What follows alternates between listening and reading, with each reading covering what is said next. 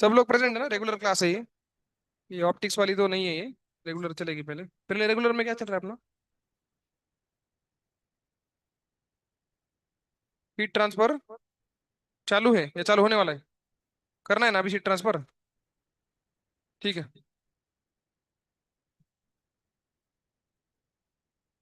क्या? हाँ, पेपर का क्या? बताओ कुछ है तो।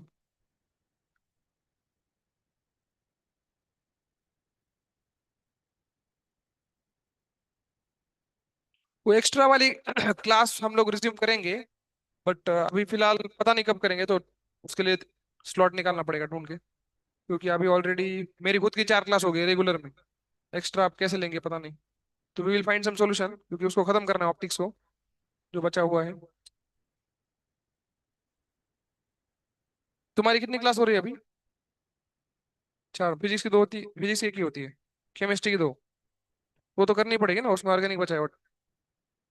फिजिक्स की इसलिए मैं बोल रहा था, पहले ही करनी चाहिए थी, स्टार्टिंग में जब बोला था ना पहली बार।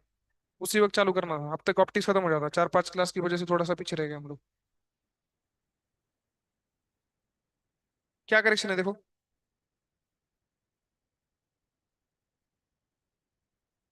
कैसे कहे थे? हाँ ठीक है, कर लो। सबका 6 का सी आ रहा है क्या? सातवें से ये थे।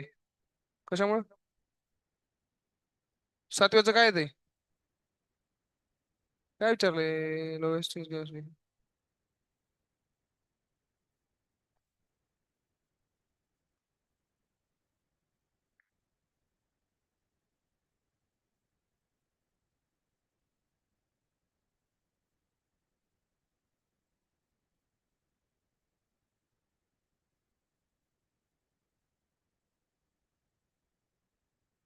ये आ रहा है क्या, इनवर्सली प्रोपोर्शनल स्लोप ना?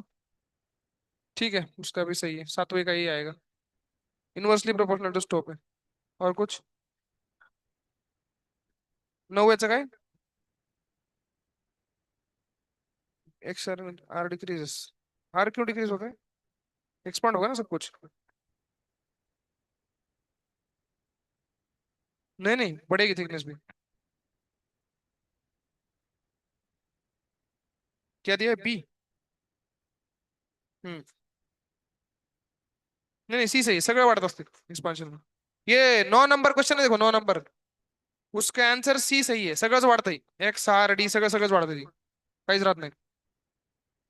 तो जो ये करेक्शन अगर है तो करवा लो, बट सी सही है। कौन सा?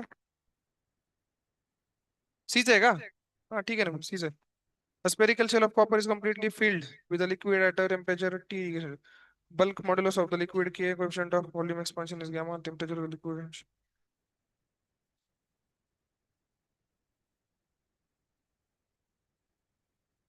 8 नंबर के लिए कोनी? 8 नंबर कोणीच केलं नाही?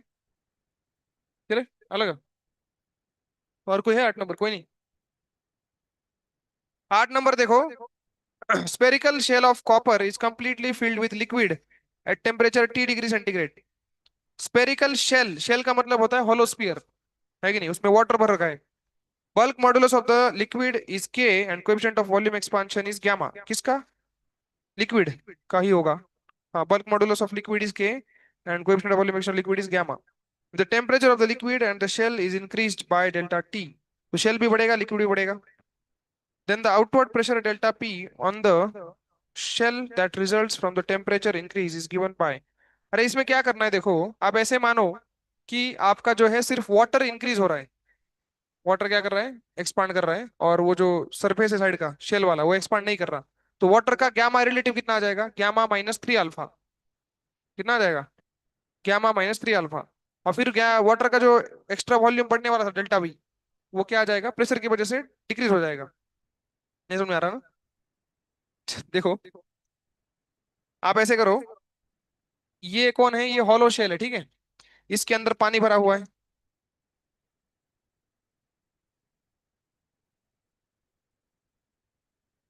रिलेटिव दिया है γ-3 अल्फा इसमें।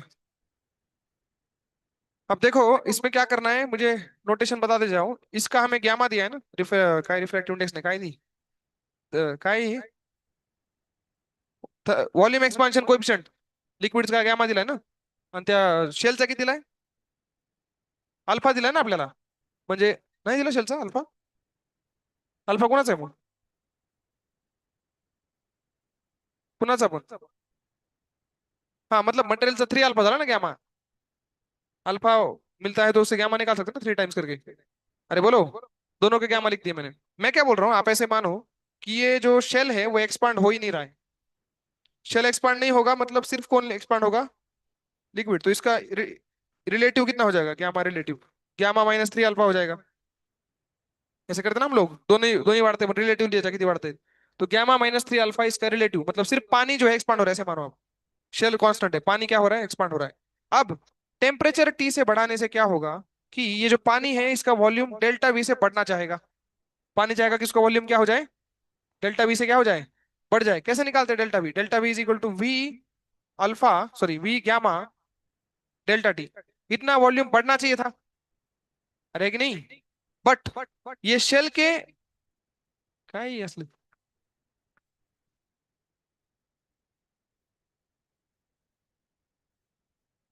इस शेल की वजह से क्या होगा देखो. भी-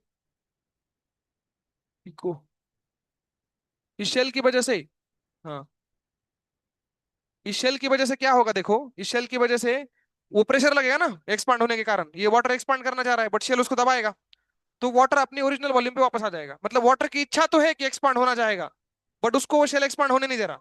मतलब एक तरह से ऐसे देखो कि उस शेल के प्रेशर ने उसको कंप्रेस कर दिया, क्योंकि उसका असली वॉल्यूम ये नहीं होना चाहिए. टेम्परेचर बढ़ने के बाद उसका वॉल्यूम तो ज्यादा होना चाहिए ना, बट उतने ही वॉल्यूम पे उसको भटका के रखा है. मतलब वो कंप्रेस्ड है, उस अवस्था में पहुंच गया. किसमें पहुंच गया वो? कंप्रेस अवस्था में. तो डेल्टा भी जितना वॉल्यूम बढ़ने वाला था टेम्परेचर की वजह से, उतना ही वॉल्यूम क्या हो जाएगा, दब जाएगा प्रेशर की वजह से. है कि नहीं? और बल्क मॉडुलस किती दिले आपल्याला? के दिले ना. तो अपने पास फॉर्मूला है के का, K is equal to excess pressure upon delta V by V. हटो देगा. तो ये डेल्टा वी यहां से भी निकाल सकते हैं हम लोग. है कि नहीं? यहां से डेल्टा वी की वैल्यू कितनी आती है, डेल्टा वी बाई वी कितना आ रहा है देखो ना, डेल्टा पी बाई के. ये वी इधर भेज दो. है कि नहीं? डेल्टा वी की वैल्यू कितनी आती है. तो इतना डेल्टा पी जो है, इतना कंप्रेशन उसको प्रेशर कराएगा.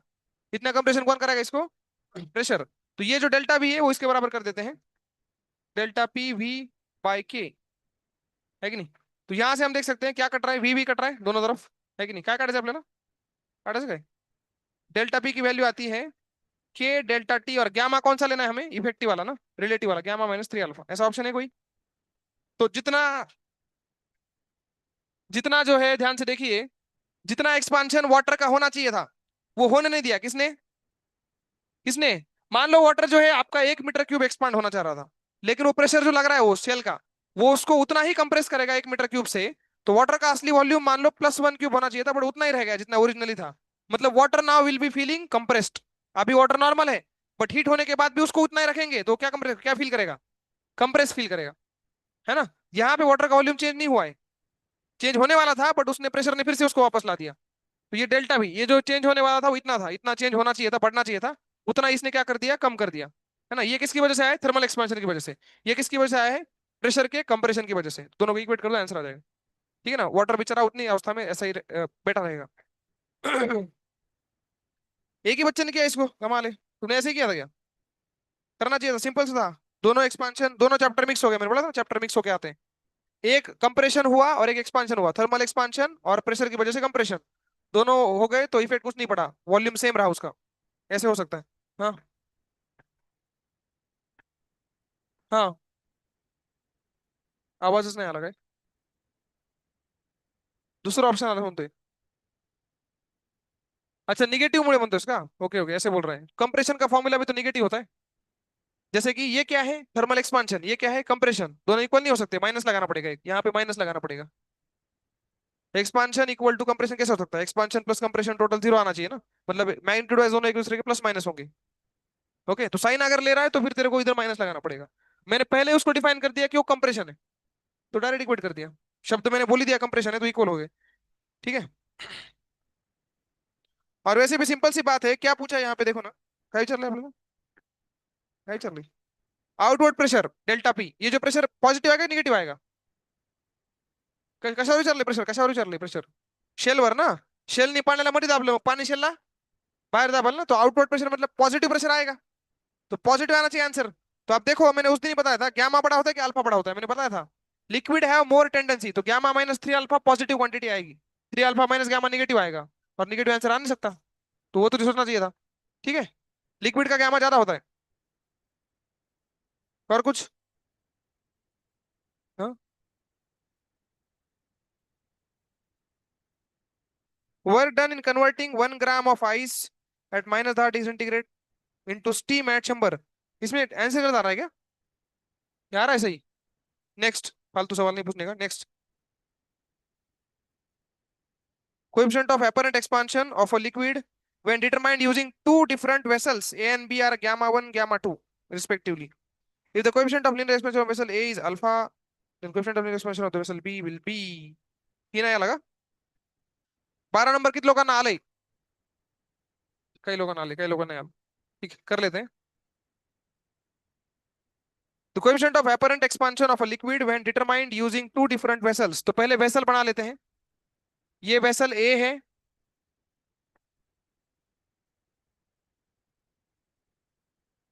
ये वेसल B है। लिक्विड दोनों भरा हुआ है। ये जो लिक्विड है इसका कोएफिशिएंट ऑफ एक्सपांशन जो है वॉल्यूम वाला, मैं गैमा मान लेता हूँ।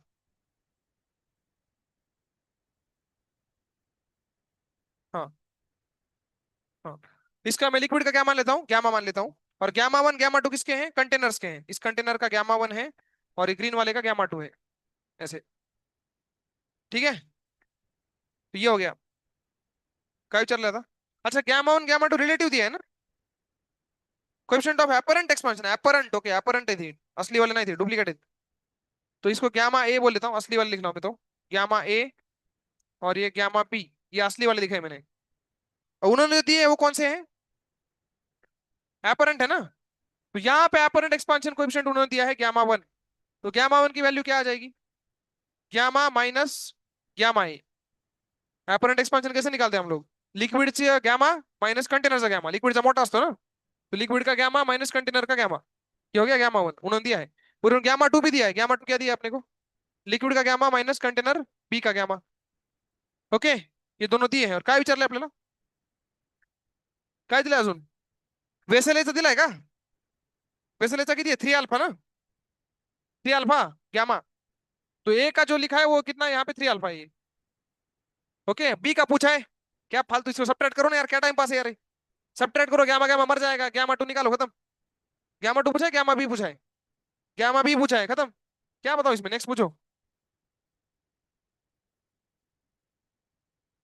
इससे नहीं आ रहा क्या आंसर, आ रहा है ना, नेक्स्ट क्या है? किती, 18? 18 ऑप्टिक्स है का? Beam of light is converting towards point 1 on the screen, आया on the screen, plane glass thickness.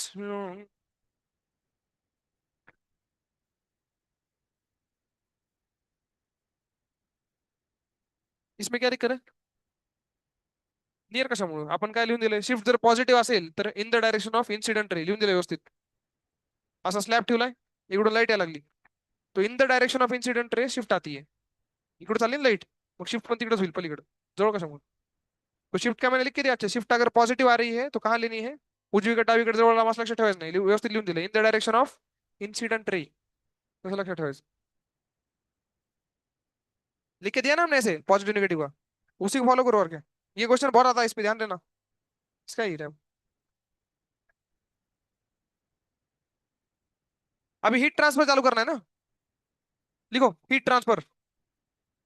Heat transfer में हम लोग 3 चीजें पढ़ेंगे, कंडक्शन, कन्वेक्शन, रेडिएशन, ठीक है। क्या बोल रहे हो, टैब एडवांस का, उसका सोल्यूशन मिला है क्या तुम्हें? उसमें भी डाउट है क्या, करेक्शन है, क्या है? जोर से बोलो। In which of the following decay that, अरे हे डीके झालं नाही तुम्हाला, रेडिओ ऍक्टिव्हिटी मध्ये हे alpha beta gamma electron capture झालं नाही का असली, लिहा बरं मागे थोडी, ही थोडं महत्वाचं लिहा, विसरलो मी त्याला। हेडिंग डालो, radio active decays, radio activity नहीं है सिलेबस में आपने, पर डीकेज है, alpha beta gamma decay, positron, ये सब दिखाना। लिखो, अलग से लिखो जरा। डीकेज इंपॉर्टेंट है, इसमें न्यूमेरिकल नहीं आता, इसमें बस थ्योरी वाले क्वेश्चन आते हैं ऐसे वाले, बट काफी इंपॉर्टेंट है। Radio active decays, radio active decays, radio active decays क्या होता है ये? एक बार सीपी सिंह भी निकाले ना, इसमें बहुत थ्योरी भी है, वो तो मैं बता, बेसिक बेसिक कंसेप्ट बता दूंगा, थ्योरी आपको उसमें सीखनी पड़ेगी। तो वो चैप्टर निकालो, radio activity and nuclear physics, उसमें होगा। तो पहला डी के हम पढ़ेंगे अल्फा डी के, क्या नाम है पहले से? अल्फा डी के में, अल्फा डी के। अब नाम से ही पता चल रहा है कि ऐसा डी के होने वाला, डी के का अर्थ क्या होता है? डीके को ही बोलते हैं फिजन रिएक्शन, पता है क्या? फिजन, फ्यूजन साइन लगा। इतना तो याद होगा आपको कि फेरस सबसे ज्यादा क्या होता है, स्टेबल एलिमेंट होता है, क्योंकि उसकी बाइंडिंग एनर्जी पर न्यूक्लियन क्या होती है, ज्यादा होती है, इतना याद है ना? अब छोटे छोटे एलिमेंट भी क्या बनना चाहेंगे, फेमस। और बड़े बड़े लोग भी क्या बनना चाहेंगे, फेमस, सबको फेमस बनना है कि नहीं? तो छोटे लोग फेमस कैसे बनेंगे? दो तीन न्यूक्लियस एक साथ आ जाएंगे और बड़ा मतलब फेरस बनने की कोशिश करेंगे। जो बड़े न्यूक्लियस है वो क्या करेंगे, ब्लास्ट हो जाएंगे, टुकड़े हो जाएंगे उनके। तो जो ब्लास्ट होने का जो रिएक्शन होता है उसको बोलते हैं फिजन रिएक्शन, FISSION, फिजन म्हणजे ब्लास्ट होने। आणि फ्यूजन का तो मतलब समझो, फ्यूज म्हणजे इकट्ठा होने, फ्यूज करना होता ना अपन। फ्यूज मतलब दो चार न्यूक्लियस इकट्ठा आ जाएंगे और बड़ा न्यूक्लियस बनेगा, फेरस बनेगा। तो फिशन रिएक्शन में ये डीकेस देखे जाते हैं, किसमें देखे जाते हैं? फिशन रिएक्शन, मतलब कुछ ब्लास्ट होने वाला है। तो अगर कोई चीज ब्लास्ट होती है तो क्या निकलता है, जैसे नॉर्मली हम ब्लास्ट में क्या निकलता है, चीथड़े निकलते हैं, है कि नहीं? और क्या निकलता है, धुआं निकलता है। In the similar manner nuclear reaction में भी जब ब्लास्ट होता है, जब फिशन होती है, जब बड़ा न्यूक्लियस फट के छोटा न्यूक्लियस बन जाता है, तो कुछ फ्रैगमेंट निकलते हैं और कुछ स्पेशल टाइप के जो है रेडिएशन निकलते हैं, जिनको हम लोग बोलते हैं रेडियो एक्टिव एलिमेंट्स। उनमें से कुछ, कौन सा रेडियो एक्टिव एलिमेंट्स है, रेडियो एक्टिव डीकेस। उसमें पहला डीके हम पढ़ रहे हैं अल्फा डीके। तो नेम इट सेल्फ सजेस्ट कि यहाँ से क्या बाहर निकलेगा, अल्फा पार्टिकल। क्या हो रहा है सर यहाँ पे एग्जैक्टली तो एक न्यूक्लियस होता है, ये एक्स नाम का न्यूक्लियस है, इसका जेड एटॉमिक नंबर है, मास नंबर ए है। ये ब्लास्ट हो जाएगा, इसका फिशन हो जाएगा। क्यों फिशन हो रहा है? क्योंकि इसको क्या बनना है, फेमस, है कि नहीं? तो ये जो है ध्यान से देखिए, ये बन जाएगा स्टेबल न्यूक्लियाई, जिसमें यहाँ पे लिखूंगा मैं Z-2 A-4। काय केलं सर तुम्ही? मी ऍटॉमिक नंबर 2 कमी केलाय आणि मास नंबर, कारण मला अल्फा बाहेर काढायचा आहे. काय बाहेर काढायचा आहे? अल्फा, अल्फा काय असते सांगा बरं? हेलियम न्यूक्लियस ना? तो या अल्फा लिखो, अल्फा पार्टिकल लिख लो इसको। अल्फा मतलब बेसिकली He24 असं आहे ना ते, त्याच्यामध्ये अल्फा पार्टिकल बाहेर आला। अरे बोलो, अभी अल्फा पार्टिकल बाहर आएगा, there is some also chance of energy coming out in the reaction, ऐसे भी हो सकता है कि सम एनर्जी भी बाहर आए, मास डिफेक्ट की वजह से एनर्जी आ जाती है बाहर। And that energy sometimes can appear as kinetic energy of this alpha particle also. तो ये थ्योरी में याद रखना है कि अल्फा नुसताच बाहेर येत नाही, पळत पळत बाहेर येते। कसा बाहेर येते? पळत पळत। तो उसके पास स्पीड भी होती है, उसके पास काइनेटिक एनर्जी भी होती है। तो रिएक्शन में जो मास डिफेक्ट आएगा, उतनी एनर्जी किसको मिलेगी, अल्फा पार्टिकल को मिलेगी। सर अल्फा पार्टिकल आगे जाएगा तो ये वाई पार्टिकल पीछे जाएगा, क्योंकि इनिशियली रेस्ट पे था ना। बट प्रॉब्लम क्या है, ये होता है हेवी। क्या होता है ये? हेवी, इसका मास बहुत ज्यादा है, तो इसका मोमेंटम आगे, इसका मोमेंटम पीछे। अगर ये बहुत हेवी है तो इसकी स्पीड बहुत कम हो जाएगी, और स्पीड कम होगी तो इसकी काइनेटिक एनर्जी क्या होगी, नियरली इक्वल टू जीरो होगी। मतलब सारी काइनेटिक एनर्जी कौन ले जाएगा, अल्फा। ओके, सारी काइनेटिक एनर्जी कौन ले जाएगा, अल्फा। तो इतना ही याद रखना है। अल्फा डीकेचे न्यूक्लियर रिएक्शन अशी असते, फिशन रिएक्शन अशी असते, त्याच्यामध्ये काय होतं, Z2 कमी होतो आणि A 4 कमी होतं। आणि एनर्जी जी, जी एनर्जी ह्याच्यामध्ये निघते ह्या रिएक्शन मध्ये, ती कुणाकडे जाते? ऍक्च्युली दोघांकडे जायला पाहिजे, एक पुढे एक मागं, पण ह्याची एनर्जी निघलेली असते, म्हणजे 99% एनर्जी कुणाला भेटते, अल्फा पार्टिकल। अल्फा पार्टिकल पळत पळत बाहेर येतो, कसा बाहेर येतो, पढ़ पढ़ लिया, टाइम पास बातें हैं सब। ये होता है अल्फा डी के, और क्या है इसमें?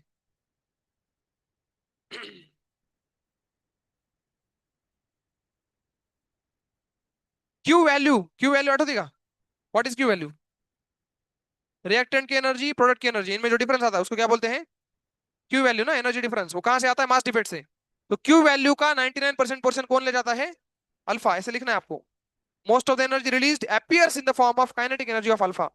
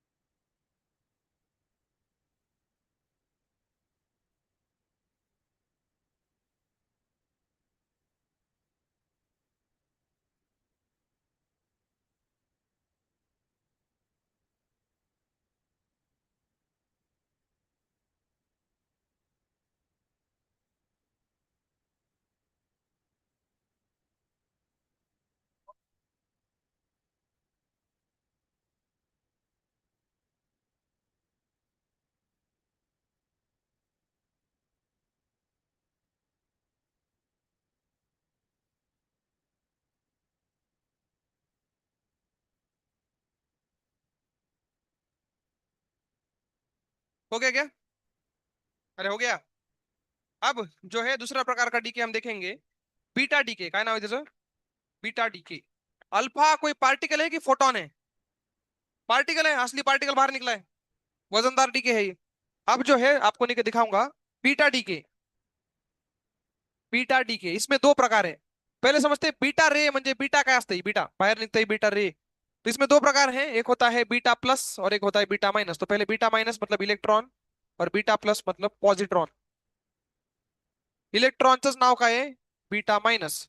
आणि त्याचा इलेक्ट्रॉनचा एक भाऊ आहे जुडवा, त्याचं नाव काय? पॉझिट्रॉन। इन दोनों का सेम क्या होता है सर? इन दोनों का सेम होता है मास। मास क्या होता है इनका? सेम। बस चार्ज डिफरेंट होता है।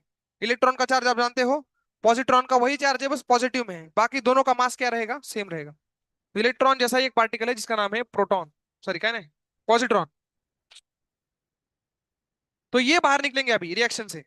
ये मतलब कौन? इलेक्ट्रॉन निकलेगा कभी, कभी जो है प्रोटॉन पॉजिट्रॉन निकलेगा। तो दो प्रकार के डीके हम देखेंगे। पहला डीके हम देखते हैं बीटा माइनस।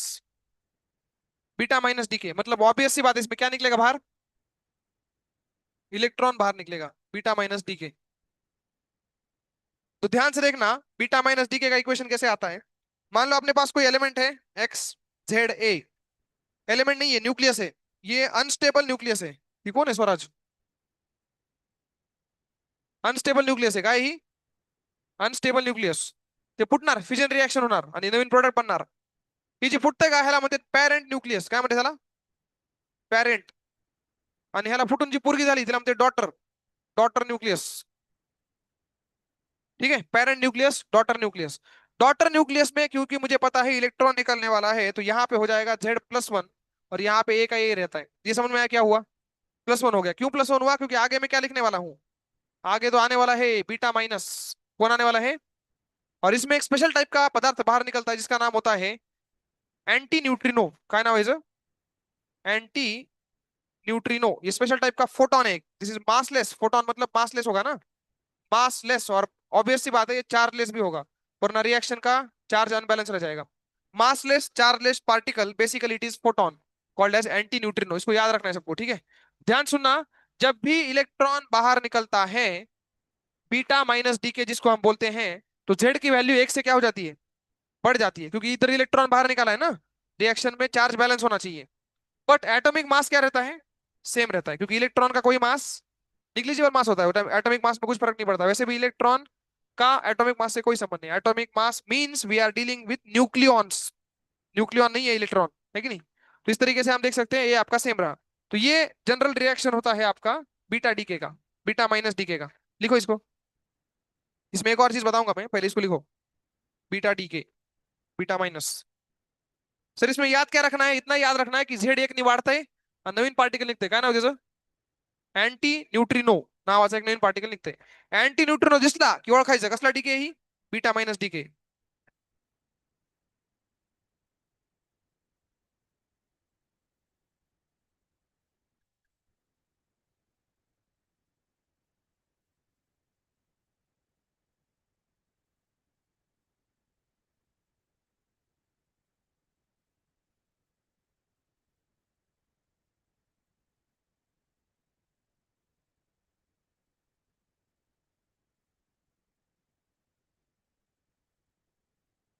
क्या प्रॉब्लम है? इस रिएक्शन का क्या करना है तो याद रखना है, पॉइंट भी याद रखना है। जेड एक निकल बढ़ते, एंटी न्यूट्रॉन निकलते वगैरह वगैरह। अब इसका मैकेनिज्म भी हमें सिखाते हैं। मैकेनिज्म, ऐसा भी मैकेनिज्म है? देखो, इसका मैकेनिज्म मतलब इसके अंदर क्या हुआ ऐसा कि ये जो है इलेक्ट्रॉन बाहर निकल गया। इलेक्ट्रॉन कहां से बाहर निकला? तो आप देखो इसमें होता क्या है। ये जो पेरेंट न्यूक्लिया होता है ना, उसके अंदर बैठा होता है एक न्यूट्रॉन। कौन बैठा होता है? ये फट जाता है, न्यूट्रॉन फट जाता है। न्यूट्रॉन फटने के बाद क्या निकलता है? निकलता है एक प्रोटॉन और एक इलेक्ट्रॉन। और ये निकलता था ना एंटी न्यूट्रिनो, यहीं से आता है, पैदा होता है। तो मैकेनिज्म ये हुआ एक्चुअली में। इसके अंदर क्या हुआ था? न्यूट्रॉन फट गया था। क्या फट गया था? न्यूक्लियस के अंदर का न्यूट्रॉन फट गया। बट कौन निकला बाहर? प्रोटॉन। इसलिए मास नंबर सेम रहा, काउंट तेवढा राहिला, और चार्ज एक से बढ़ गया Z+1। क्योंकि न्यूक्लियस के अंदर क्या हुआ है? न्यूट्रॉन चला गया और उसकी जगह कौन आ गया? प्रोटॉन। प्रोटॉन एक निवाडला ना मग Z+1, बट न्यूट्रॉन जाके प्रोटॉन, मतलब ये तो सेम रहा। एक न्यूट्रॉन गेला पण एक प्रोटॉन आला, है कि नहीं? और ये जो न्यूट्रॉन, ये जो प्रोटॉन बाहर निकला, उसके साथ एक और कौन बाहर निकला?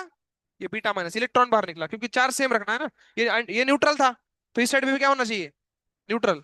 तो इस तरीके से एक न्यूट्रॉन अपने आप को प्रोटॉन में बदल देता है और क्या बाहर फेंकता है? इलेक्ट्रॉन बाहर फेंकता है। साथ में कौन सा पार्टिकल आता है? क्यों आया पार्टिकल बाहर? Anti neutrino, mass defect. इसकी वजह से आए, मास चेंज होते हैं ना, तो जो एनर्जी बच जाती है वो एंटी न्यूट्रिनो के फॉर्म में बाहर फेंक दी जाती है। This is a mechanism. तो प्रोटॉन भी फटता है, सॉरी न्यूट्रॉन भी फटता है भैया, देखो न्यूट्रॉन ऐसे फटता है। न्यूट्रॉन फट के इलेक्ट्रॉन बनता है और ऊपर से क्या बनता है? प्रोटॉन भी बनता है और एक पार्टिकल निकलता है एंटी न्यूट्रिनो। अपने को बस इतना याद रखना है, एंटी न्यूट्रॉन दिसला की आपल्याला लक्षात आलं पाहिजे की कोण बनलंय? इलेक्ट्रॉन बनलाय, beta minus decay. Antineutrino फक्त याच ठिकाणी दिसतो, बीटा मायनस डीके मध्ये। स्पेशल टाइप ऑफ फोटॉन है जो बीटा मायनस डीके में देखा जाता है। छापो।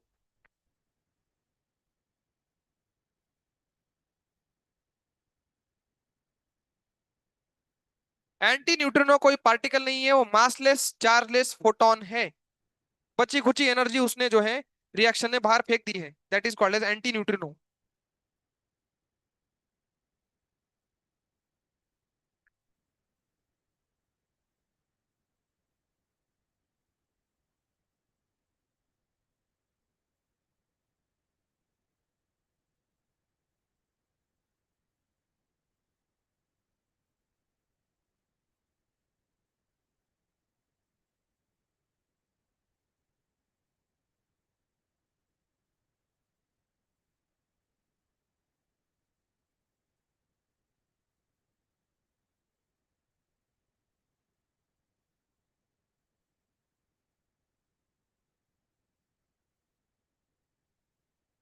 अभी हम देखेंगे बीटा प्लस डीके, अब पॉजिट्रॉन बाहर निकलेगा।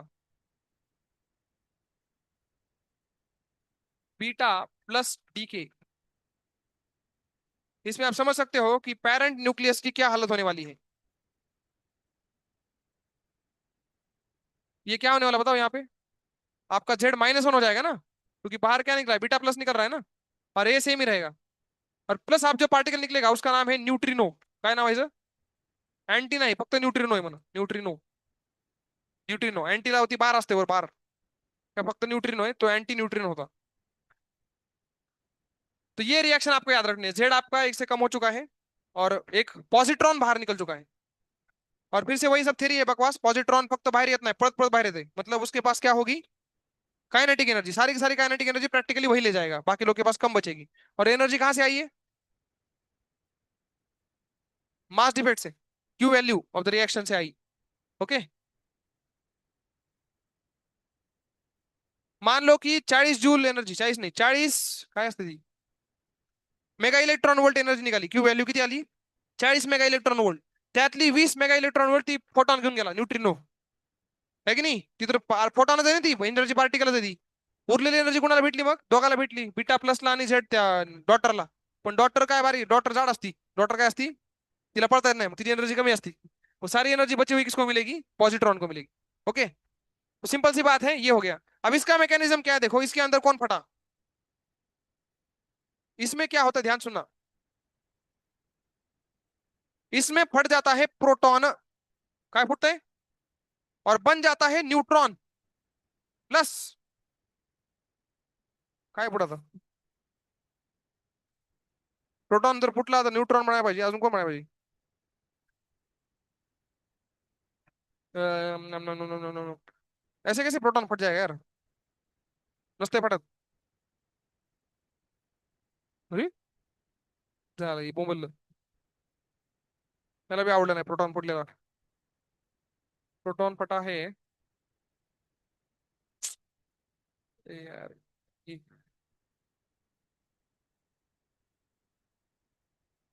ठीक है, सीपी सिंह में देखो सब लोग, बीटा माइनस डी के दिख रहा है क्या आपको? सॉरी, कुठला चालू है? बीटा प्लस डी के। उसमें क्या फट रहा है देखो? प्रोटॉन फट रहा है, बट किस में फट रहा है? न्यूट्रॉन प्लस इलेक्ट्रॉन में। और एक आगे वाला कौन है वो? न्यूट्रिनो है, आगे वाला कौन है? न्यूट्रिनो। तो प्रोटॉन ब्लास्ट हो चुका है बेटा, प्रोटॉन ब्लास्ट हो चुका है, उसमें से क्या बाहर निकला? न्यूट्रॉन बाहर निकला। और एक इलेक्ट्रॉन नहीं हो, कौन है वो? पॉजिट्रॉन है, वही तो निकालना ना अपने को बाहर अल्टीमेटली। बीटा प्लस बाहर निकला है कि नहीं? ये बस चलने लग जाए। अरे काय है?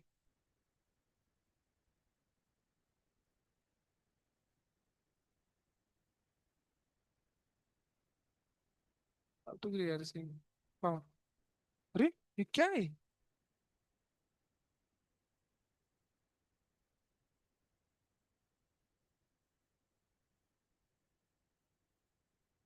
क्या करता था?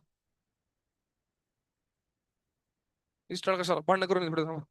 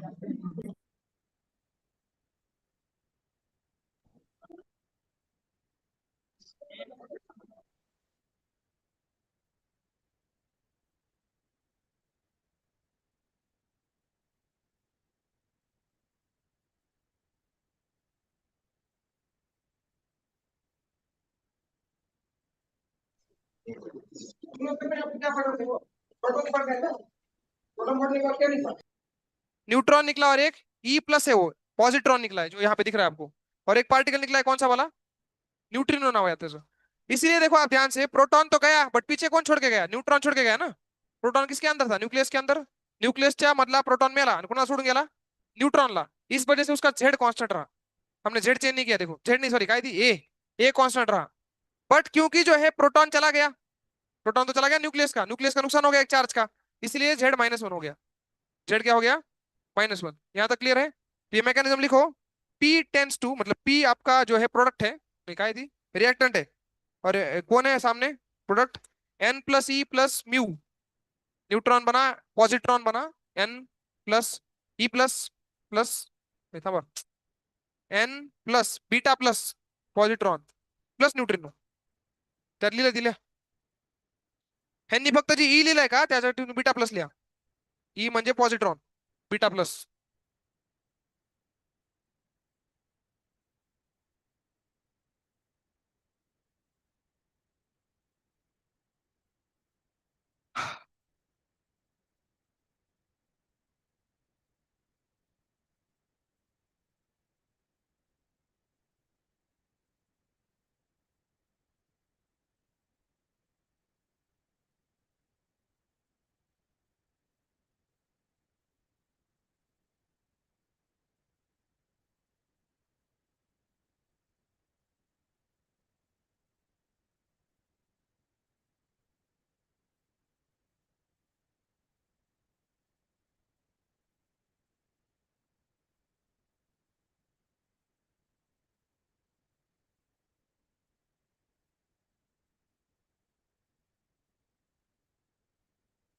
नेक्स्ट लिखो. Next kind of decay, beta plus देख लिया, बीटा माइनस देख लिया. अब उसका नाम है, जो आगे आने वाला है उसका नाम है इलेक्ट्रॉन कैप्चर. लिखो, electron capture type of decay. Electron capture decay. Electron capture decay. इसके नाम से ही पता चल रहा है क्या ये इलेक्ट्रॉन पकड़ा है मैंने, इलेक्ट्रॉन कैप्चर. न्यूक्लियस क्या करेगा? अभी न्यूक्लियस को खुली हो रही है, न्यूक्लियस पकड़ेगा इलेक्ट्रॉन को सीधा. कौन से इलेक्ट्रॉन को पकड़ सकता है न्यूक्लियस? जो उसके सबसे पास में हो. सबसे पास में कौन सी शेल है? तो मोस्ट ऑफ द टाइम्स कौन सा इलेक्ट्रॉन पकड़ा जाता है? के शेल का. है कि नहीं? तो के शेल का इलेक्ट्रॉन जो है न्यूक्लियस पकड़ेगा. मुद्दा है पकड़ के क्या करेगा, उसका क्या करना चाहता है न्यूक्लियस? तो न्यूक्लियस के अंदर एक प्रोटॉन है. न्यूक्लियस के अंदर कौन है? वो इलेक्ट्रॉन को पकड़ेगा. प्रोटॉन इलेक्ट्रॉन साथ में आ गए तो क्या बन जाएगा? न्यूट्रॉन बन जाएगा. सबसे पहले वही देखा था हमने. न्यूट्रॉन फट के क्या बना था? प्रोटॉन और इलेक्ट्रॉन. अब क्या होगा? प्रोटॉन और इलेक्ट्रॉन मिल जाएंगे, कैप्चर हो जाएगा और क्या बन जाएगा? न्यूट्रॉन बन जाएगा. ठीक है. तो दिस इज कॉल्ड एज, क्या नाम है, इलेक्ट्रॉन कैप्चर. ठीक है. देखो सीपी सिंह में देखो, अभी बोर्ड तो चल नहीं रहा, चल गया? चल गया ना?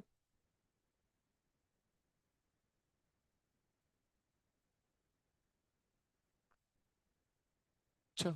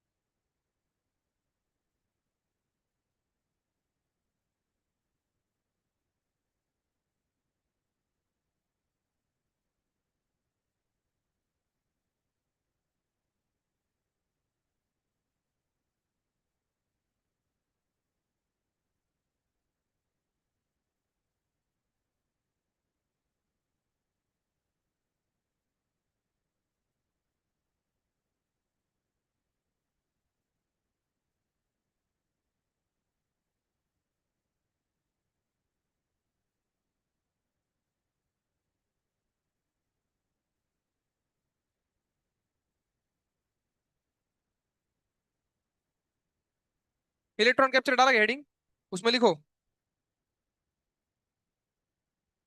पेरेंट न्यूक्लियस, जल्दी लिखो, पेरेंट न्यूक्लियस कैप्चर्स, एटम नहीं बोल रहा मैं, न्यूक्लियस बोल रहा हूं, parent nucleus captures, parent nucleus captures nearest shell electron, म्हणजेच k shell, nearest shell electron, parent nucleus captures nearest shell electron,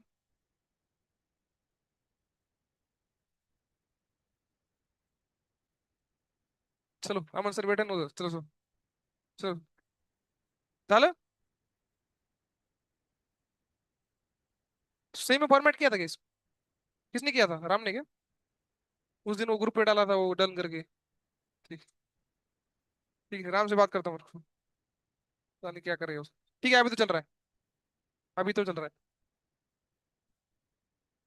तो क्या बोल रहा था मैं, नियरेस्ट शेल इलेक्ट्रॉन को क्या कर लेता है, कैप्चर कर लेता है ना, कैप्चर करने के बाद क्या होता होगा, ये तो चला गया न्यूक्लियस में से, कौन चला गया, कोई नहीं चला गया, आ गया उल्टा इलेक्ट्रॉन अंदर, प्रोटॉन में इलेक्ट्रॉन मिक्स हो गया और क्या बन गया, न्यूट्रॉन बन गया ना, तो मास नंबर सेफ रहा आपका, लेकिन चार्ज गया, इलेक्ट्रॉन ने अंदर आके न्यूक्लियस का चार्ज बर्बाद कर दिया ना एक का, तो क्या होगा रिएक्शन देखो, तो अपने पास एक पेरेंट न्यूक्लियस है एक्स, ये जेड, ये ए, ये इलेक्ट्रॉन क्या करेगा अभी इधर ही, इलेक्ट्रॉन को सॉरी ये अपना न्यूक्लियस क्या करेगा, इलेक्ट्रॉन को क्या करेगा, कैप्चर करेगा, इलेक्ट्रॉन को क्या करेगा, कैप्चर, तो अभी ये फटा नहीं है, this is not a fission reaction, इसमें इलेक्ट्रॉन काइंड ऑफ ऐड हुआ है, रिएक्टेंट, दो रिएक्टेंट मिक्स हो रहे हैं, कौन से रिएक्टेंट है, एक रिएक्टेंट कौन है, न्यूक्लियस, और दूसरा कौन है पार्टनर, इलेक्ट्रॉन, इन दोनों का मिक्स होकर एटम के अंदर हो रहा है ये सब।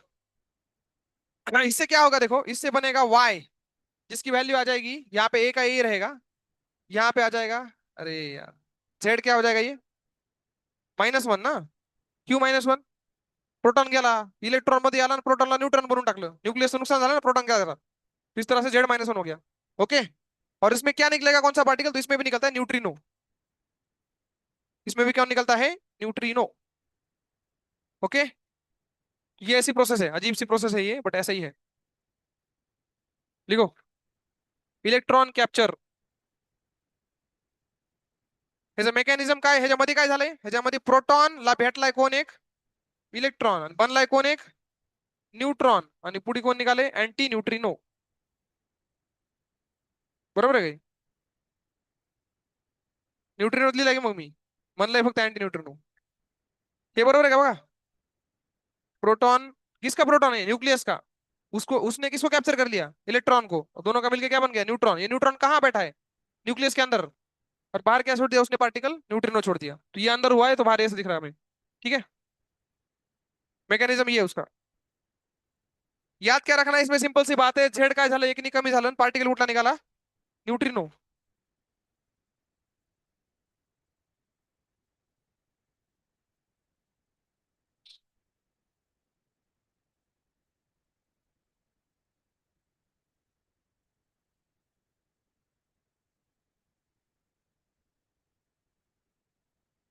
इलेक्ट्रॉन कॅप्चर की वजह से क्या हुआ, न्यूक्लियसच्या मध्ये काय ते झालं, अजून काय झालं, वॅकन्सी तयार झाली केशेल मध्ये, न्यूक्लियस निवडला ना केशेलचा इलेक्ट्रॉन, आता केशेल मध्ये इलेक्ट्रॉन नाही, मग काय होईल, वरचा इलेक्ट्रॉन खाली येईल ना, वरचा इलेक्ट्रॉन खाली आला, it's a kind of D excitation है ना, तो क्या छोड़ेगा फिर से वो, फोटोन छोड़ेगा, तो जब भी ऐसा इलेक्ट्रॉन कैप्चर का प्रोसेस होता है तो कुछ फोटॉन्स बाहर निकलते हैं, उनको बोलते हैं एक्सरे, एक्सरे निकलते हैं वो, है ना, जनरली एक्सरे के रेंज में होते हैं वो, ग्राउंड स्टेट पे आ गया ना वो, तो इस तरीके से इसका इफेक्ट याद रखना, इलेक्ट्रॉन कैप्चर जेव्हा जेव्हा होतो तेव्हा न्यूक्लियसचा चार्ज एक कमी होतो, है की नाही, न्यूक्लियसचा मास नंबर सेम राहतो, at the same time atom मध्ये, न्यूक्लियसच्या बाहेर जो ऍटम आहे त्याच्यामध्ये काय होतो, डी एक्साइटेशन होतो, वरचा इलेक्ट्रॉन खाली ट्रान्झिशन करतो आणि फोटॉन बाहेर निघतो एक, म्हणजे न्यूट्रिनो तो बाहर निकाला होता, अजून एक फोटॉन भी बाहर निकाला, ते वरच्या इलेक्ट्रॉन मुळे, तो इस तरह से दो दो चीजें बाहर निकलती है, इसमें जो थ्योरी वाली बातें हैं सब इसको याद रखेंगे, क्या कर सकते हैं और लास्ट लिखो गैमा डीके, तो गैमा डीके कुछ होता ही नहीं है, गैमा डीके मतलब फोटोन एमिशन, गैमा डीके,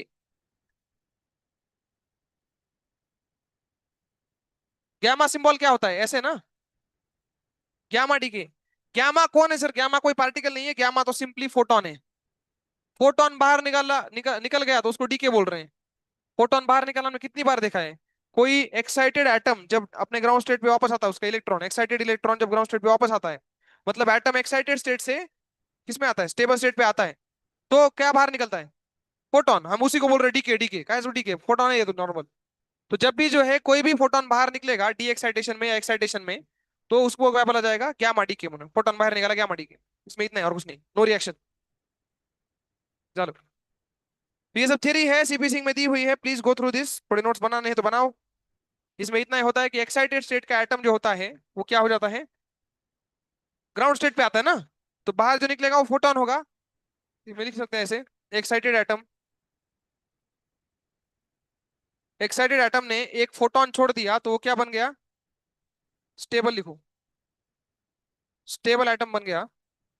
और जो बाहर फोटोन निकला उसी का नाम क्या है? ग्यामा। फोटोन लस नॉट होले ग्यामा, ग्यामा डी के। तो इस तरह की चीजें जो है न्यूक्लियर रिएक्शन से बाहर आती हुई दिखती है। चिथड़े उड़ते हैं न्यूक्लियर रिएक्शन के, तो कभी अल्फा बाहर निकलता है, कभी बीटा, कभी इलेक्ट्रॉन कैप्चर के फोटोन, तो कभी ये फोटोन नॉर्मल वाले एक्साइटेशन से टी एक्साइटेशन। तो ये सब कचरा है न्यूक्लियर रिएक्शन का। क्या है ये सब? कचरा। विविध न्यूक्लियर रिएक्शन में ये सब कचरा बाहर निकलता है, कभी अल्फा पार्टिकल बाहर निकलता है, कभी गामा, कभी बीटा प्लस जो है। तो न्यूक्लियर रिएक्शन का ये कचरा है। ठीक है, चलो जोड़ते हैं।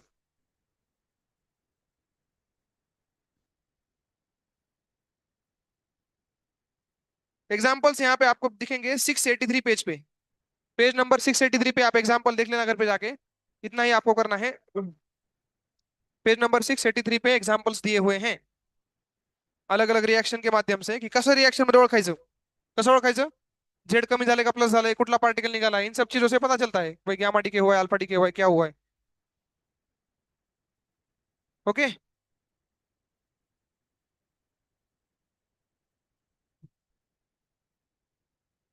ठीक है, चलो अपन चालू करते हैं। अभी अपना आगे का क्या था, अपने आगे क्या चल रहा था?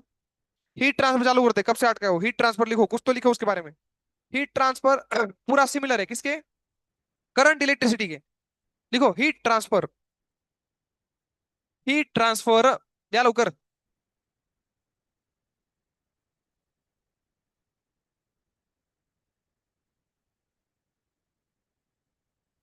हीट ट्रांसफर में क्या है देखो, पहले होता है कंडक्शन, कन्वेक्शन, और होता है रेडिएशन। तो बेसिक आयडिया सबको होगा ही, कंडक्शन म्हणजे काय? कंडक्शन म्हणजे काय? हीट ट्रांसफर का माध्यम है कैसे? लेकिन कॉन्टैक्ट से, टच व्हायला पाहिजे ना। दो ऑब्जेक्ट अगर कॉन्टैक्ट में है तो उसके बीच में क्या होता है? कंडक्शन होता है कि नहीं? कन्वेक्शन, कन्वेक्शन मतलब transfer of heat due to transfer of bulk of the material. Material स्वतःच ट्रान्सफर होते. ते लहानपणी शिकवलं असेल ना गरम पाण्याचं उदाहरण. गरम पाणी करतो ना आपण, ती समजा भांडे, असं भांड्यात गरम पाणी चालू आहे करायला, भांड्याला चिटकून जे खाली पाणी असते जाळाच्या जवळ, ती पाणी आधी काय होते? गरम होते. ती पाणी कंडक्ट करत नाही वर, ती पाणीच निघून जाते वर गरम झालेलं, असं करंट तयार होते त्याच्यामध्ये. ती पाणी कडकडने असं वर निघून जाते आणि थंड पाणी खाली येते. तर ह्याच्यामध्ये हीट कशी ट्रान्सफर झाली? ऑब्जेक्टनी मटेरियलनी ट्रान्सफर केली का मटेरियल निघून गेलं? तो मटेरियल फ्लो करता है इसमें, है कि नहीं? ऐसे को क्या बोलते हैं? कन्वेक्शन बोलते हैं। और ये जो गर्म पानी बहते हुए ऊपर तक जाता है, तो पानी का फ्लो अपने आप तैयार हो जाता है। अपने आप क्या होता है? पानी का फ्लो तैयार हो जाता है, कुछ बाहर से किए बिना ही। इसको बोलते हैं कन्वेक्शन करंट. त्याच्यामुळेच वारं वाहत असते. वारं वाहतंय का नाही वारं? कसं काय वाहतंय वारं? कोण त्याला फुकतंय का मागून? वारं कसं वाहतंय विचार करा. वारं मतलब फ्लूइड है ना एक, हवा एक फ्लूइड है. कैसे, किस तरह से जो है हवा चलती है इधर से उधर, तो कन्वेक्शन करंट होते हैं हवा में भी. एक जगह का टेम्परेचर पूरा मतलब यूनिवर्सल है ना, बहुत बड़ा एक फ्लूइड है वो, पूरा पृथ्वी को उसने लेयर करके रखा है. तो एक जगह पे टेम्परेचर कम ज्यादा होता है तो वहां से फिर क्या होते हैं? कन्वेक्शन करंट बहने लग जाते हैं. तो फिर पूरा इकोसिस्टम में ही वारा असं वाहतं इकडे तिकडे सगळ्या पृथ्वीमध्ये गोल गोल. बहुत लफड़ा है उसमें, लेकिन पॉइंट इज दिस कि वारा कशामुळे वाहते? कन्वेक्शन करंट, टेम्परेचर डिफरन्स मुळे. Okay, basic basic idea. उसके बाद रेडिएशन. रेडिएशनला मीडियमची गरज नाही, पार्टिकलची भी गरज नाही. रेडिएशन हवेतच होते. कुठं होते? हवेत म्हणण्यापेक्षा व्हॅक्यूम मध्ये, इलेक्ट्रोमैग्नेटिक वेवच्या स्वरूपात. मतलब ना कांटेक्ट की जरूरत है, ना मीडियम के पार्टिकल्स को एक जगह से दूसरी जगह ट्रांसफर होने की जरूरत है, अपने आप ही क्या हो जाता है? हीट ट्रांसफर हो जाता है. इसको क्या बोलते हैं? रेडिएशन. सन से लेके यहाँ तक, सन से लेके यहाँ तक, सन और पृथ्वी का कांटेक्ट है क्या? नहीं है, तो कंडक्शन तो नहीं हो सकता. सन और पृथ्वी के बीच में ऐसा कोई मीडियम है क्या जो बह के आ रहा है हमारी तरफ? नहीं है, वैक्यूम है. फिर भी हीट आ रही है ना, that is called as radiation. ठीक है. हम लोग जब उबलते हुए पानी में उंगली डालते हैं, चटका लगता है, कौन सा हीट ट्रांसफर हुआ? कंडक्शन कांटेक्ट है ना, हम लोग ऐसे हाथ ऊपर कर रहे हैं गर्म पानी के ऊपर, दो चीजें होती है, रेडिएशन भी आता है और वाफ पण येते बघा. वाफ म्हणजे कन्व्हेक्शन. वाफच आली ना आखी जवळपास तुमच्या जवळ आली वाफ, तिचं काय झालं मग, कन्व्हेक्शन झालं, आणि काहीच नाही, वाफ निघालीच नाही अजून तरी भी गरम लागायला चालू होते स्टार्टिंगला, त्याला काय म्हणते, रेडिएशन. तो इस तरह से अलग अलग माध्यम होते हैं. पहले हम पढ़ेंगे कंडक्शन, कंडक्शन पे जो है फोकस करते हैं. तो ये बकवास हो गई स्टार्टिंग वाली. अब कंडक्शन की बात करते हैं. कंडक्शन के लिए आपको लिखना पड़ेगा कि हीट फ्लो कैसे होता है from high temperature to low temperature. तो इन्होंने बोला कि यार एक रॉड में स्टडी करते हैं, एक रॉड लेते हैं, दिस इज रॉड, और इसको रिजर्वायर में लगा देंगे. रिजर्वायर मतलब कांस्टेंट टेम्परेचर 100 डिग्री सेंटीग्रेड या हॉट TH, कांस्टेंट टेम्परेचर होता है ये. इधर होता है कूल रिजर्वायर, रिजर्वायर ये यहाँ पे भी कांस्टेंट होता है. रिजर्वायर मतलब ऐसा कोई सब्जेक्ट या ऑब्जेक्ट जिसमें टेम्परेचर क्या रहे, कॉन्स्टंट रहे. फॉर एक्झाम्पल इथे उकळतं पाणी व्हायला लागले, असं काय व्हायला लागले, उकळतं पाणी. तो यहाँ पे रॉड जो लगी हुई है ये पॉइंट हमेशा कितने टेम्परेचर पे रहेगा, इथून उकळतं पाणी वाहत है ना 100 डिग्री सेंटीग्रेड पे, ये पॉइंट हमेशा. इथं बर्फ व्हायला लागला असा थंड पाणी एकदम, बर्फाची नदी व्हायला लागली, तो यहाँ पे कितना टेम्परेचर रहेगा, 0. मतलब temperature of this end will be constant equal to 100, इसका कितना होगा, कांस्टेंट इक्वल टू 0. और बीच में प्रेशर कांस्टेंट टेम्परेचर फिर एडजस्ट होता जाएगा, है कि नहीं. तो रॉड के अंदर इन्होंने स्टडी किया कि कैसे टेम्परेचर करंट बह रहा है, हीट करंट. तो उन्हें पता चला heat flows from hot to cold body ना, हीट कुठून कुठे वाढते, गरम ऑब्जेक्ट पासून थंड काढ ना. तो हीट का जो फ्लो होता है वो क्या होता है, कहां से कहां, from high temperature to, obvious सी बात है लो टेम्परेचर. उन्होंने ये भी नोटिस किया कि ये जो थर्मल करंट है इसे काय नाव ठेवलं यांनी, थर्मल करंट. काय सर थर्मल करंट, तो इसको बोलते हैं DQ/dt, rate of change of charge. यहाँ पे क्यू का मतलब चार्ज नहीं है, यहाँ पे क्यू का मतलब है थर्मल एनर्जी. क्यू का मतलब क्या है, तो इसका यूनिट क्या हो जाएगा थर्मल करंट का, जूल पर सेकंड. क्यू म्हणजे एनर्जी ना, q is equal to m s delta t, आठवते. जूल मधली thermal energy, heat energy. Rate of change of heat energy with respect to time is called as thermal current. त्याच्यामध्ये काय होतं आपल्या electric current मध्ये, DQ/dt म्हणजे काय होतं, rate of change of charge. Charge वाहत होता, इथं काय वाहत आहे, हीट एनर्जी वाहती है. जसं पानी वाहते ना, पानी के करंट को बोलेंगे वाटर करंट, इलेक्ट्रिक करंट को इलेक्ट्रिक करंट, हीट करंट में हीट बहती है ऐसे, जी वाहती थी करंट, है कि नहीं. तो इस तरीके से जो थर्मल करंट होता है ITH, इसका मतलब होता है कि एक जगह दूसरी जगह क्या बह रही है, हीट बह रही है. क्या बह रही है, हीट मतलब एनर्जी जूल में, जूल पर सेकंड, एका सेकंदामध्ये किती एनर्जी वाहून गेली, ट्रांसफर झाली बेसिकली, उसको हम बोलते हैं थर्मल करंट. ठीक है. इन्होंने देखा कि थर्मल करंट जो है वो किसके प्रोपोर्शनल है, थर्मल करंट प्रोपोर्शनल होता है डेल्टा टी के. किसके प्रोपोर्शनल होता है, डेल्टा टी. और एक चीज के प्रोपोर्शनल है, resistance of the rod, inversely proportional है रेजिस्टेंस ऑफ द रॉड के, थर्मल रेजिस्टेंस. तो इसको कंबाइन करके एक फॉर्मूला निकलता है, I is equal to delta t upon r thermal. ये तो सबको पता है. Current is equal to voltage upon resistance ना, वोल्टेज की जगह क्या आ गया, टेम्परेचर डिफरेंस. पोटेंशियल डिफरेंस की जगह क्या आ गया, टेम्परेचर डिफरेंस. और रेजिस्टेंस की जगह क्या आ गया, थर्मल रेजिस्टेंस. आधी कसला होता मग, इलेक्ट्रिक रेजिस्टेंस, आता कसला आलाय, थर्मल रेजिस्टेंस. तो I is equal to delta t upon r thermal, ये फॉर्मूला आ गया. अरे बोलो, इस तरीके से. तो ये लिख लो और क्या टाइम पास. थर्मल करंट में क्या बहता है, तो एनर्जी बहती है, हीट एनर्जी बहती है जूल पर सेकंड में.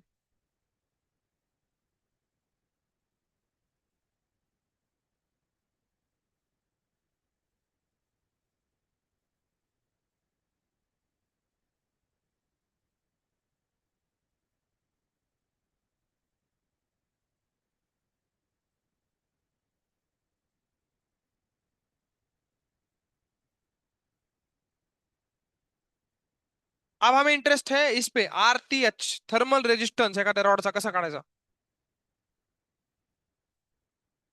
कौन सा करंट है ये, इलेक्ट्रिकल करंट क्या, कौन सा करंट है ये, हीट करंट या थर्मल करंट बोलते हैं इसको. ठीक है,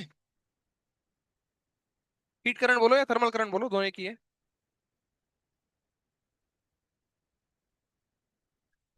तो यहां से बताइए what is the unit of thermal resistance, इसकी यूनिट क्या होगी. थर्मल रेजिस्टेंसची युनिट कसं काढणार, त्याचा फॉर्म्युला बनवा आधी. RTH चा फॉर्म्युला काय आहे बघा बरं, डेल्टा टी अपॉन I ना, डेल्टा टीचं युनिट केल्विन किंवा डिग्री सेंटीग्रेड, डेल्टा डेल्टा. आणि ही कोण आहे खाली, करंट. करंटला काय करायचं, करंटला कुठे, जूल पर सेकंड ना, सेकंड पर जूल हो जाएगा. केल्विन सेकंड पर जूल, ये किसका यूनिट हो जाएगा, किसका यूनिट हो जाएगा? थर्मल रेजिस्टेंस का। केल्विन सेकंड पर जूल, ये यूनिट हो जाएगा आपका थर्मल रेजिस्टेंस का। इलेक्ट्रिकल रेजिस्टेंस का जो यूनिट था उसका नाम था ओहम। क्या नाम था इसका? इसका क्या होगा फिर? इसको कोई नाम नहीं है। इसको कोई नाम नहीं है, गुमनाम है ये। केल्विन सेकंड पर जूल हिज नाउ इज। इस यूनिट का कोई नाम नहीं है।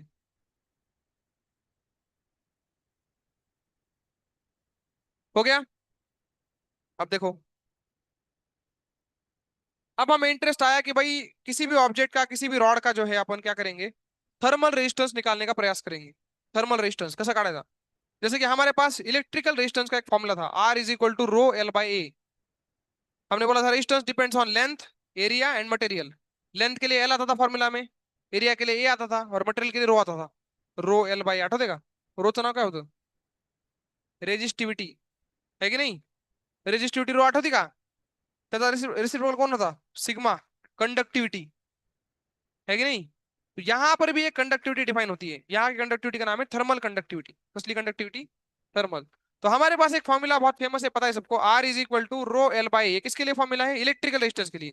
Similar formula will be there for thermal resistance, R T H बराबर एल बाय ए, इसमें भी होता है। बस वो रो की जगह यहाँ पे ऊपर किया जाता है। यहाँ पे रो का मतलब क्या था?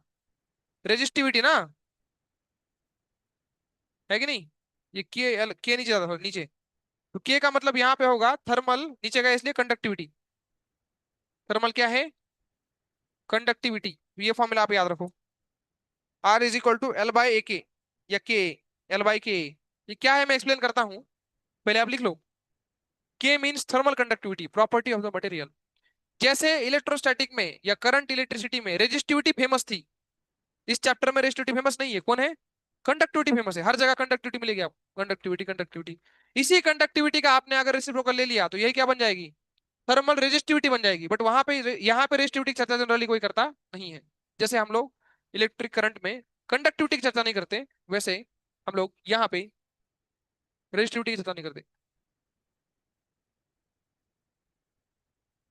तो r is equal to L by k, क्या मतलब है इसका? किसी भी ऑब्जेक्ट का अगर आपको थर्मल रेजिस्टेंस निकालना है तो फॉर्मूला आपके सामने है, एल बाई के है। डायरेक्टली प्रोपोर्शनल टू एल है। मतलब जितना बड़ा लेंथ में आप ऑब्जेक्ट लोगे उतना रेजिस्टेंस क्या आएगा? ज्यादा आएगा। सिंपल सी बात है। एरिया ऑफ क्रॉस सेक्शन जितना छोटा होगा उतना गर्दी होगी ना अंदर, इलेक्ट्रॉन के मूवमेंट के लिए, से याद रखते हैं ना हम लोग। तो जितना एरिया ऑफ क्या बोलते हैं क्रॉस सेक्शन आपका छोटा होगा उतना रेजिस्टेंस क्या हो जाएगा? ज्यादा हो जाएगा। बड़ा एरिया होगा तो रेजिस्टेंस कम होगा, हीट अच्छे से फ्लो हो पाएगी। और के का है कि कंडक्टिविटी। जितनी कंडक्टिविटी ज्यादा होगी, मतलब जितना अच्छा मटेरियल होगा उतना रेजिस्टेंस कम होगा, है कि नहीं? तो इस पेन का अपने को निकालना है थर्मल रेजिस्टेंस। तो क्या क्या चाहिए उसके लिए? इसकी लेंथ चाहिए, लेंथ निकाल लिया। इसका एरिया चाहिए, एरिया निकाल लिया। फिर क्या करेंगे? कंडक्टिविटी किसकी? पेन की नहीं, इस मटेरियल की। जिस मटेरियल का ये बना हुआ है, कंडक्टिविटी पेन की नहीं होती, किसकी होती है? मटेरियल की होती है कि नहीं? Conductivity is a property of material. अरे बोलो। तो इसकी कंडक्टिविटी लेंगे आप, प्लास्टिक की कंडक्टिविटी। प्लास्टिक कंडक्टिविटी जास्त कमी, कंडक्टिविटी चार्ज कमी ना, मग रेजिस्टन्स जास्त। ऑब्वियस सी बात है, प्लास्टिक इज इंसुलेटर, थर्मल का भी और इलेक्ट्रिक का भी। तो इस तरीके से ये फॉर्मूला से अपन लोग क्या कर सकते हैं, रेजिस्टेंस निकाल सकते हैं किसी भी। कौन सा रेजिस्टेंस है ये? Thermal resistance, remember this, okay? Thermal resistance है ये। अरे बोलो। अब थर्मल रेजिस्टेंस हमें निकालना ही है, चालू करते हैं निकालना। Thermal resistance of various objects.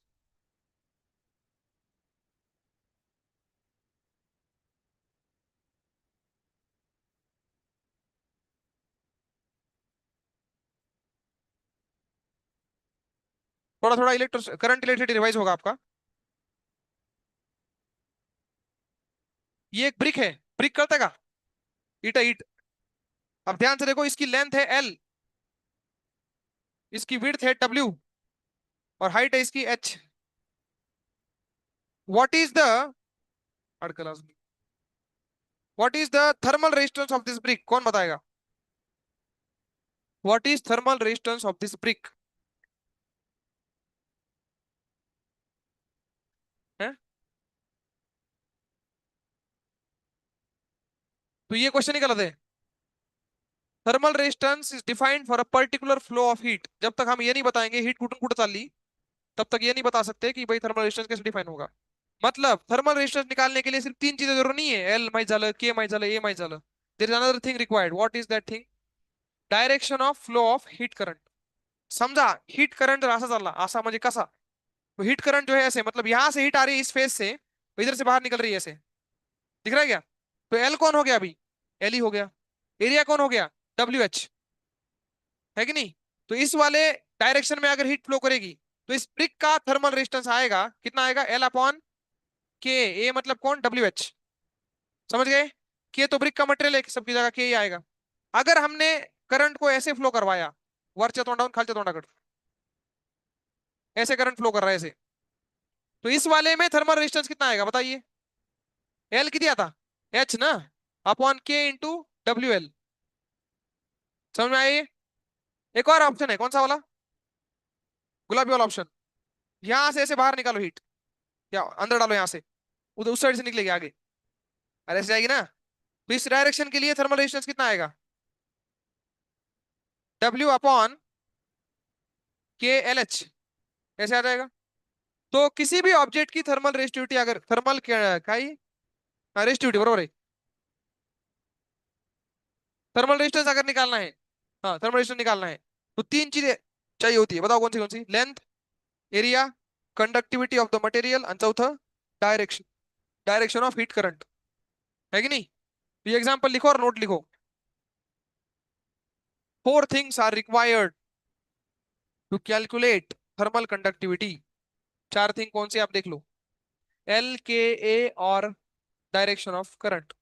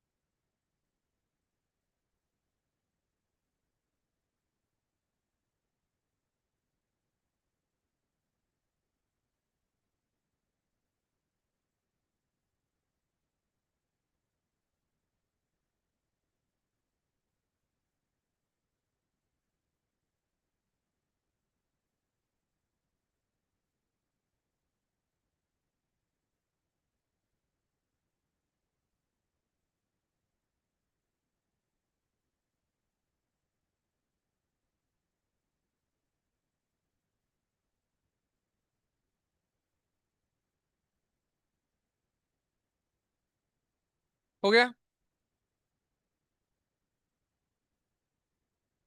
तो किसी भी ऑब्जेक्ट की अगर हमें थर्मल का रेजिस्टेंस निकालनी है, थर्मल रेजिस्टेंस निकालनी है, तो चार चीजें चाहिए. कौन सी? Length, area, resistivity, conductivity. खींचना का है कंडक्टिविटी ना, लेंथ, एरिया, कंडक्टिविटी, और चौथा क्या है? Direction of flow of heat current. ये चीजें पता होंगी तभी जो है अपन क्या कर पाएंगे, निकाल पाएंगे पर्टिकुलर ऑब्जेक्ट का रेजिस्टेंस. ठीक है?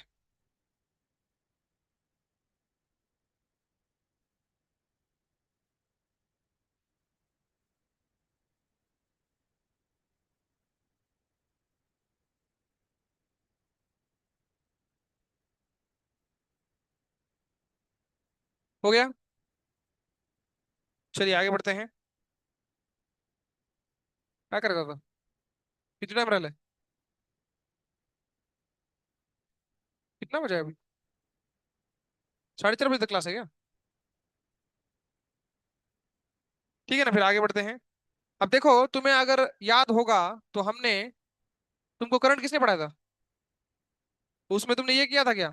स्पेरिकल कंडक्टर, स्पियरच्या सेंटर पासून बाहेर असं सर्कम्फरन्सला हिट चालली रेडियली आउटवर्ड, तो उसका रेजिस्टन्स निकालना. आठवत नाही का? तर केलंच नाही. ये रेडियली आउटवर्ड हीट फ्लो असं नाही का केलं कधी? मतलब क्या इमेजिन करना है, ध्यान से देखो. टरबूज माहिती आहे? टरबूज, टरबूज आहे समजा. टरबूजच्या मध्ये सेंटर आहे ना, एकदम सेंटर, ती गरम झालं. कसं कसं त्यात वायर घुसवलं, काहीतरी केलं त्याला, टरबूजचं सेंटर काय झालं, एकदम गरम झालं, एकदम भयंकर गरम केलं, तर टेम्परेचर कॉन्स्टंट मेंटेन केलं 100 डिग्री सेंटीग्रेड उकळतं टरबूज मध्ये, तो वहां से हीट फ्लो के कहाँ जाएगी, सरकमफेरेंस तक जाएगी ना, सरफेस एरिया तक, एक डायरेक्शन में चारों तरफ जाएगी ऐसे। इसको बोलते हैं रेडियल करंट फ्लो। कैसा करंट फ्लो, जब करंट फ्लो करे सेंटर से सरफेस की तरफ 3D में, चारों तरफ ऐसे, उसको क्या बोलते हैं, रेडियल करंट फ्लो, है कि नहीं, लिखो, radial current flow, radial current flow.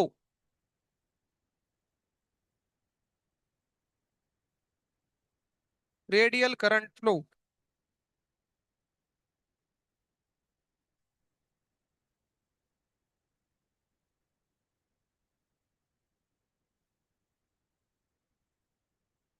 Situation आपके सामने है, सेंटर है हाई पोटेंशियल पे, पोटेंशियल बोलता हूँ टेम्परेचर, एक ही बात है, सेंटर है हाई टेम्परेचर पे और सरकमफेरेंस है low temperature, what is expected here, heat कैसे बहेगी, heat will flow radially towards the circumference, चारों तरफ ऐसे हीट बहने वाली है, समझ पा रहे हो, current will flow from centre to circumference या surface, surface basically surface, 3D है ना, स्पीयर है, स्पीयर, स्पीयर है ये, स्पीयर। ओके, अब इसका हमें क्या निकालना है, थर्मल रेजिस्टेंस निकालना है, टेम्परेचर डिफरेंस दे दिया, थर्मल रेजिस्टेंस काटा देखो ना, इसकी रेडियस ले लो, इसकी रेडियस है कैपिटल आर, इसकी कंडक्टिविटी है मटेरियल की के, तो क्या फॉर्मूला लगाएंगे, एल बाई के नहीं लगा सकते, बताओ क्यों, एल बाई के फॉर्मूला नहीं लगा सकते, बताओ क्यों, जैसे जैसे हीट बाहर की तरफ जा रही है ना, एरिया बढ़ रहा है कि नहीं, एरिया ऑफ क्रॉस सेक्शन बढ़ रहा है ऐसे, सही है ना, ये हीट यहाँ से बाहर निकलना चालू की ना, तो बड़े बड़े स्पीयर आ रहे हैं, देखो बड़ा बड़ा एरिया हो रहा है बाहर जाते वक्त, तो area is continuously increasing from centre to surface area, centre to surface तक एरिया क्या हो रहा है, करंट के सामने जो एरिया आता जा रहा है वो बड़ा बड़ा आता जा रहा है ना, फैल रहा है करंट चारों तरफ ऐसे, अरे बोलो, दैट इज वाई यहाँ पे इंटीग्रेशन करना पड़ता है, क्या करना पड़ता है, कैसे करेंगे देखो, वही करना है, स्पीयर के अंदर क्या ही कर सकते हैं, स्पीयर के अंदर एक्स दूरी पे चले जाओ, वहां पे एक हॉलो स्पीयर निकालो, ये कौन है ये, कौन है, कौन है सांगा, हॉलो स्पीयर है ये, कौन है ये, हॉलो स्पीयर, सॉलिड स्पीयर के अंदर मैंने इतना ही पोर्शन को ध्यान दे रहा हूँ, अभी इसी पे फोकस करना, बस बाकी सब भूल जाओ, इतना ही पार्ट पे फोकस करेंगे, ये जो हॉलो स्पीयर है, इसमें भी करंट बह रहा है, कहाँ बह रहा है सर दिखाइए, तो देखो यहां से आप देख सकते हो, इतना पोर्शन पे ध्यान दो, दिख रहा है क्या ये, अरे बोला कि ये करंट आए बह रहा है, ये करंट आए है कि डी आए है, आए है, अबे करंट तो सब जगह सेम ही बहेगा, सीरीज में है सारे, एक एक स्पीयर स्पीयर स्पीयर, सीरीज में 3 रेजिस्टर तो I1 I2 करंट होता है क्या, सब में सेम ही करंट बहता है ना, तो यहाँ से करंट आई निकला तो एंड तक आ ही जाएगा ना, सीरीज में है, एक और एक स्पीयर, एक और एक स्पीयर, एक और एक स्पीयर, सॉलिड स्पीयर, है कि नहीं, सब में करंट सेम बहेगा, दिस इज वेरी इंपॉर्टेंट, तो ये आए हैं। अब ध्यान से देखना, इसका मुझे क्या निकालना है, क्या काढायचं याचं? रेजिस्टन्स काढायचा आहे, कुणाचा काढायचा रेजिस्टन्स, हॉलो स्पीयरचा ना, एलिमेंटचा, ह्याला मी टी आर म्हणतो, काय म्हणतो ह्याला मी, what is the formula for this, R का फॉर्म्युला क्या है, resistance L by K, L किती है ह्याच्यात, डी एक्स, एक्स दिसला है हमारा, ही एक्स है ना, तो ये इतना वाला कितना होगा, थिकनेस, ये तो डी एक्स है ना, इसी लेंथ में करंट भरा, देखो length of the flow, radially outward, ये हो जाएगा d x, d r is equal to, यहाँ पे क्या आ जाएगा, एल की जगह क्या आ जाएगा बेटा, डी एक्स, ये तो मटेरियल का है, ये तो मटेरियल है, जो भी मटेरियल है, एरिया किती, किती एरिया चार पर होता है करंट, चारों तरफ बह रहा है ना, 4 pi square, surface area 4 pi square, इसको अगर आप इमेजिन नहीं कर पा रहे तो ऐसे मानो की हॉलो स्पियर आहे का, त्याला कापायचं कात्रीने असं, कापलं का, त्याला ठोकून चपटा बनवायचं असं, तो उसकी एक शीट बन जाएगी,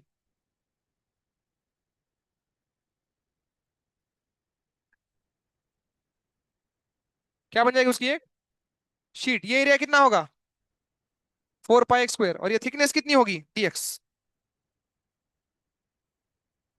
कळालं काय केली ती, ती हॉलो स्पियर असा उघडला आणि त्याला ठोकून चौकोन बनवला असं,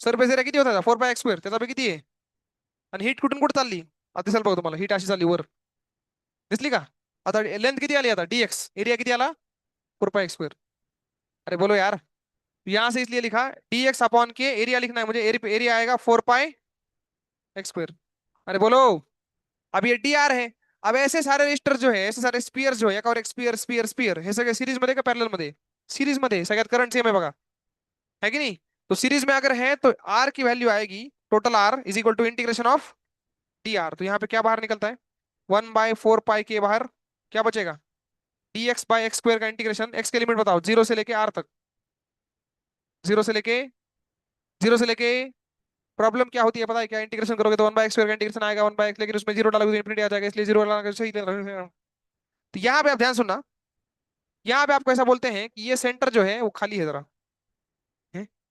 सेंटर खाली है, नहीं।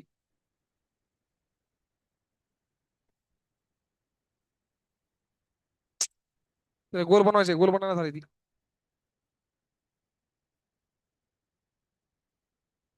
रुको रुको, हमारे पास तरीका है ही। वही।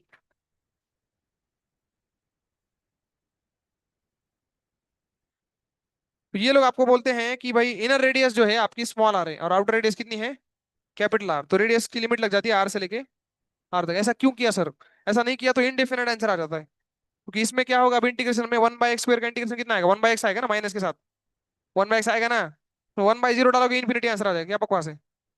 इसलिए इनर रेडियस चाहिए और आउटर रेडियस चाहिए, वरना आंसर नहीं आता। तो यहाँ पे ध्यान से देखिए ये कितना आएगा, लिमिट चेंज कर देंगे अपन क्योंकि माइनस आ रहा है ना बीच में। तो ये आएगा 1/4 पाई के 1/r माइनस 1/r। ये आता है थर्मल रेजिस्टेंस। ये आर क्या है, रेडियस का है, और ये आर रेजिस्टेंस का है।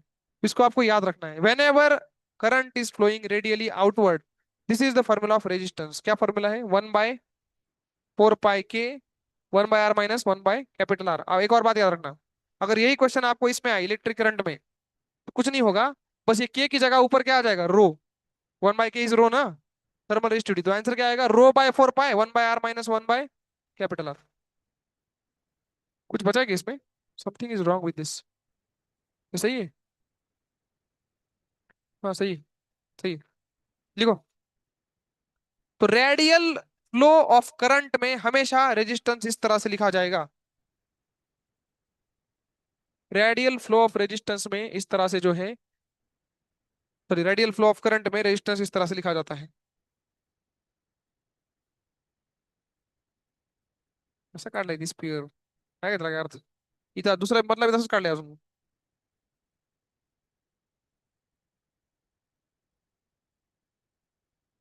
इसमें आप आगे नोट करके ये भी लिख लेना, for electric current formula will B, क्या होगा इलेक्ट्रिक करंट में, रो/4 पाई हो जाएगा ना, रो/4 पाई 1/स्मॉल आर माइनस 1/कैपिटल आर। उसमें भी आप याद रखो।